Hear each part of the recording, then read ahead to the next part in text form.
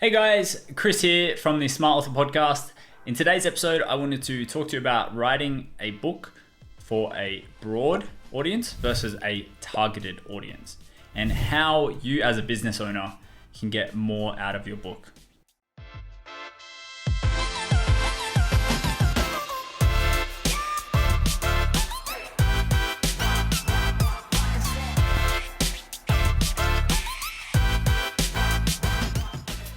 All right, so in the past few months, I've actually taken on a couple of clients who I struggled winning with. And what I mean by that is we ran marketing campaigns. We tested over 30 different ads. We tested several variations of their landing page and only saw a few sales from those things. We spent months testing things and couldn't get things to work. And ultimately, what I realized now in hindsight is that we were marketing broad books who had no avatar or niche for my American friends. They had no clear outcome that they were helping solve or provide, and the pain points weren't necessarily clear. They were more story driven. They wanted to talk about a narrative in today's day and age. They wanted to talk about some ideologies of the author. And so ultimately, those kind of books are extremely difficult to market because we don't know who we're talking to, we don't know what problems we're solving, and we don't have a clear outcome for the problems. And so let me just show you two examples actually. Here's one book that we're marketing right now. It's called Work Less, Make More. And the subhead is the counterintuitive approach to building a profitable business and life you actually love. Now, in that title, we're talking about business owners, right? So we know who our audience is, business owners, right? We know what the problem is. They are working too much. Potentially their business isn't that profitable, and maybe they don't love their life right now. And so then the solution is, how can they work less, make more, and love living their life? And so James actually embodies all of that with his business and is very direct. Like, this book is his brainchild. It's a lot of his ideologies, but it's written in such a way that helps promote what he's actually talking about. Now, let me just tell you about the marketing success of this book. We started marketing this book 2.5 weeks ago. And to date, we have given away 2,500 copies in 2.5 weeks. That's about 1,000 copies a week, and it's ramping up more at the moment.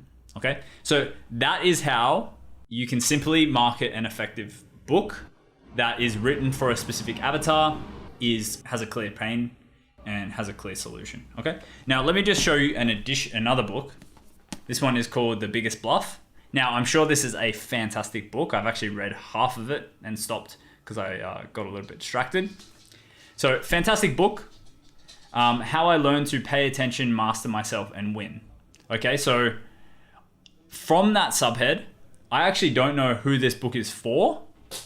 I actually don't know what pain it's solving. How I learn to pay attention, master myself, and win. Maybe someone has an attention deficit. They don't have self-control and they suck, I guess. And I don't really know what the outcome is. Now, I'm sure the description on the back will probably go into that a little bit more. But the point I'm trying to make here is, can you see how the two books that I'm holding here, one would be much easier to market than the other? As you are most likely a business owner here, looking to market your book, sell more copies of your book, my biggest feedback for you is making sure, if you are writing a book right now, that you know exactly who you're talking to, you know exactly the pain that they're going through right now, and you know exactly the outcome your book solves, okay? Or the outcome your book produces for the specific pain points, okay?